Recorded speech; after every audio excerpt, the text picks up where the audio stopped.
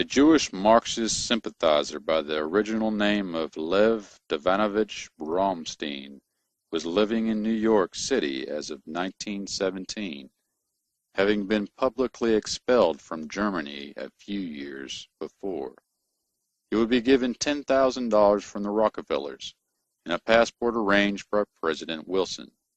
Lev would be set aboard on the U.S. Christian Ford to set sail for Petrograd, Russia, that he might incite a revolution. Lieutenant Colonel John Bain McLean, known for his ties to Canadian intelligence, would publish in his magazine the following.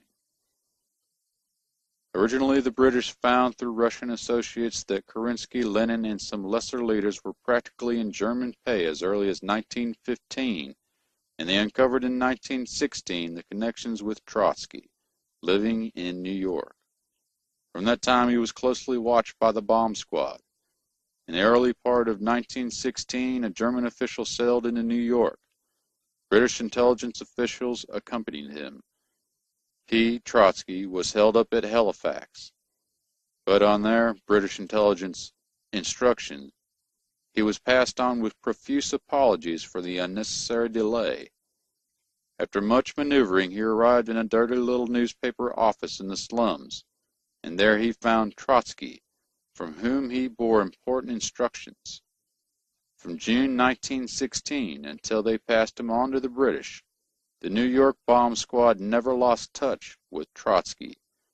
They discovered that his real name was Bronstein, and that he was German, not a Russian.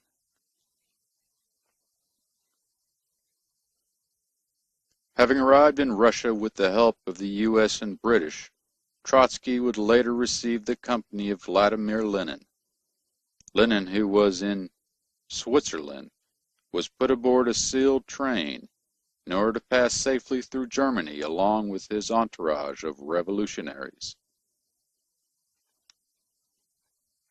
2 German officers would ensure the silent transport made it to Russia safely.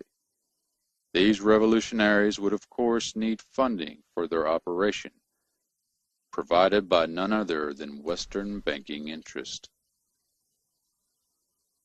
In 1915, the American International Corporation was formed to fund the Russian Revolution. Its directors represented the interest of the Rockefellers, Rothschilds, DuPont, Kuhn, Loeb, Harriman, and the Federal Reserve. They included Frank Vanderlip and George Herbert Walker. The Rothschilds' man Jacob Schiff would personally deposit $20 million to revolutionaries, and as recorded in the Congressional Record of September 2, 1919, Elihu Root, lawyer for Kuhn and Loeb, and former Secretary of State, would deposit another $20 million. Between European and American banking interests, they would create the great communist menace of the 20th century, for which millions would die in domestic purgings and foreign wars in the years to come.